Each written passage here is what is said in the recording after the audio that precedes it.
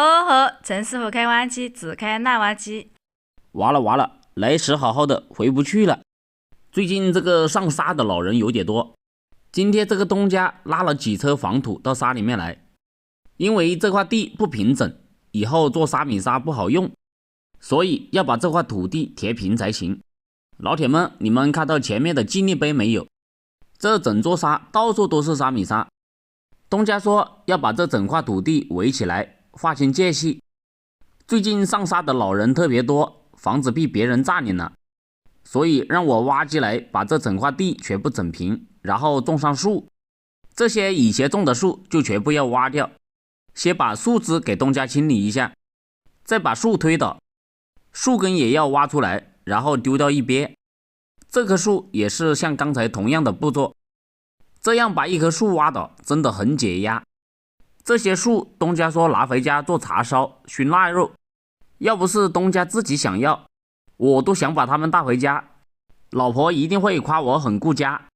把这几棵树推倒之后，东家要我把这些沙米沙上的草全部帮他清理一下，顺便把土也挖松，他要种树，这可就拿到我了。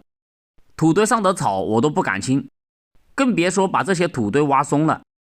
我就把这个土堆的四周简单的挖松一下，让东家在四周种点树算了。我挖机没有挖的地方，就让他自己以后人工挖。这块土以前东家的老父亲用锄头挖过，因为我挖机从这里经过了，所以我又给他重新挖一下。这个土堆我同样是把四周挖松，中间的草也不清了，我怕他晚上找我聊天。就这样挖着一直往后退，用挖机挖土比人工不知道快了多少倍。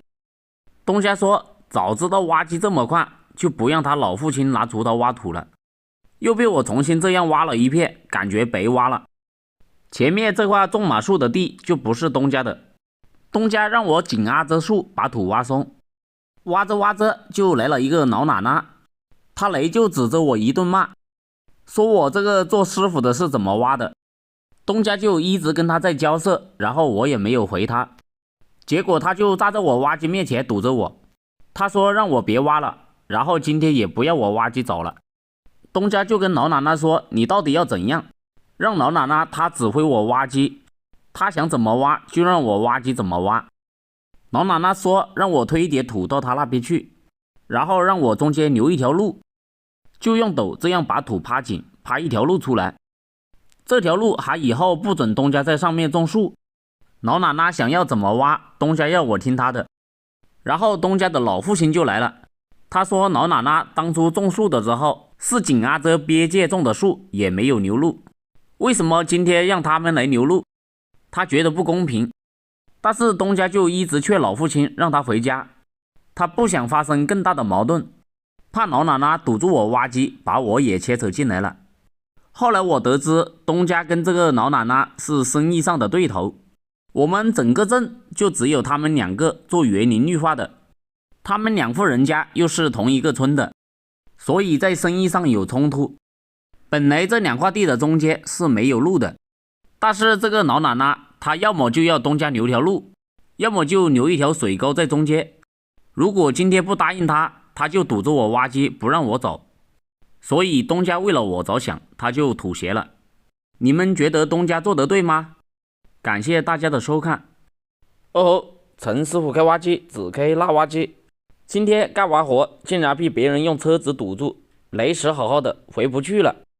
10年前我们这里有一个自来水公司，为了提倡要每家每户都能够用上自来水，当时可以免费把自来水接到家，以后就只算用多少吨水就算多少水费。但是这个东家因为当时家里有一口水井，他觉得自家的井里面只要放个抽水泵就可以无限的用水，只要用一点点电抽水就行了。所以当时自来水公司免费帮他把自来水接到家，他也不要。但是今年连续5个多月没有下雨，到处的河流和鱼塘都干了，他的井也同样没有水了，没水喝就只能找自来水公司把水接到他家里来。自来水公司经过10多年的努力，从刚开始免费给用户通水到家，随着用自来水的用户越来越多，自来水公司慢慢的就富裕起来了，所以它现在就不免费了。只要新接入自来水的用户，它每年都涨几百。现在一个新用户通自来水到家要3000多，以前免费不装，现在没水喝，3000多也只能装了。所以今天我们的精神就是给东家挖一条沟，他要在下面埋一根管子，通自来水到家。自来水公司的管子在马路的对面，在马路上也人工挖了一条槽，刚好能够埋一根水管。所以我只要把马路的两边挖一条小小的沟就行。沟挖好后，我就把挖机停了，等师傅把水管装好，我再把土填回去。由于这个马路上的车实在太多了，挖不了几下就要停好几分钟。东家也不在家，也没有人指挥交通，我要等所有车全部过了我才好挖。就这样挖2下停几分钟，再挖几下又停几分钟。就这么一个小小的坑，我填了半个小时还没有填好，挖得我自己都不耐烦了。还有一个不认识的人一直在我挖机旁边转来转去，他问了我5、6遍我在干什么。马路旁边有个坑，我把它填起来，你觉得我在干什么呢？你这个不是耽误我的时间吗？用最快的速度3下5除2把这里填好后，赶紧去填另外一边，开到这边来就舒服多了，这下就不要让车了。把这一堆土直接挖到沟里填了就行。这个瓶也顺便帮东家整理好。这里好像发现了一个好东西，先把它放到一边，等一下带回家。正当活快要干完的时候，我一不小心把这个化粪池挖烂了，这下怎么办？我突然灵光一闪，直接挖一块水泥板把它盖住不就行了？